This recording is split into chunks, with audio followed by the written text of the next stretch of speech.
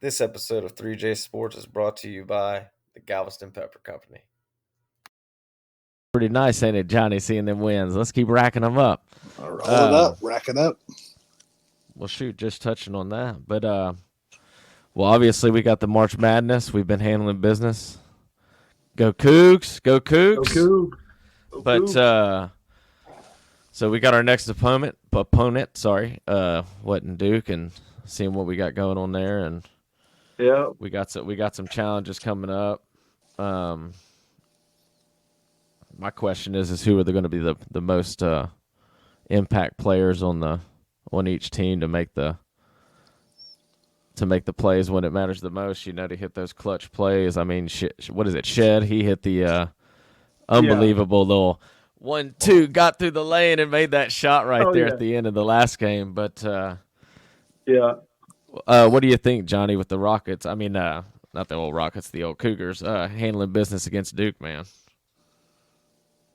Yeah, I guess we'll see. I mean, like to talk a little bit about their last game, the A&M game.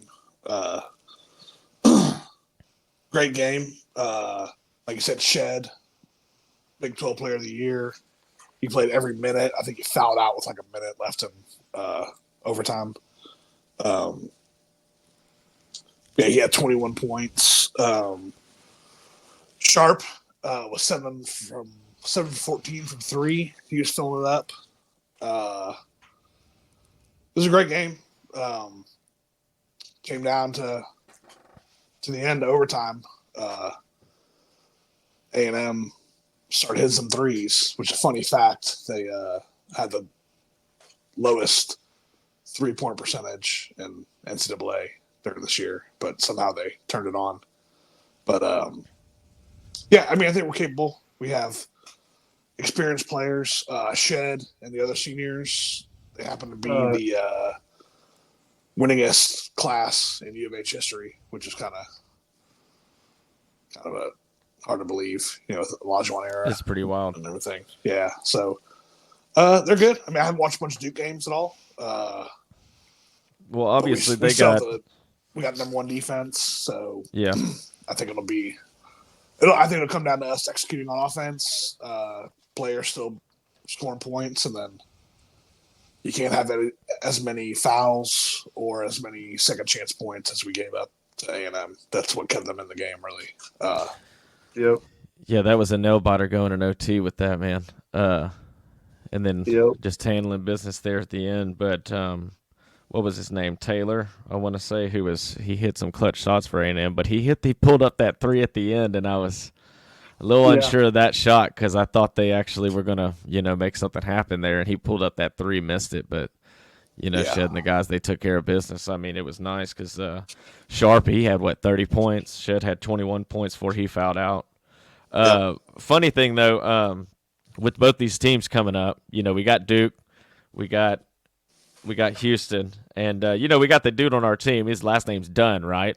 So I was like, man, John needs to get one of those jerseys. But it's kind of funny. On Duke's team, they got a guy named Jeremy and Jared. So we got 3 guys going on with our names listed in this thing. But he's a couple of killers from Duke. Jeremy Roach, Jerry McCain.